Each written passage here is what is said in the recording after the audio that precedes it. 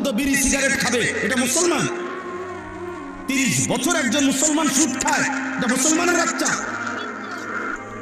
একটা মুসলমান বুঝি 60 বছর বয়সে কথায় কথায় গালি গালাজ করবে, এটা মুসলমান?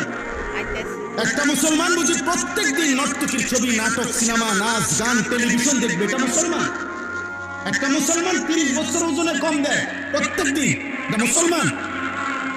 যদি মানুষ হয়ে থাকো, জানোয়ার না হও, যদি ইনসান হও, যদি মায়ের পেটে জন্ম নিয়ে থাকো, যদি কোনো মুসলমান মার দুধ খাইয়া থাকো ছেলে, তাহলে মুসলমান এত বড় নিকৃষ্ট কেন হয়?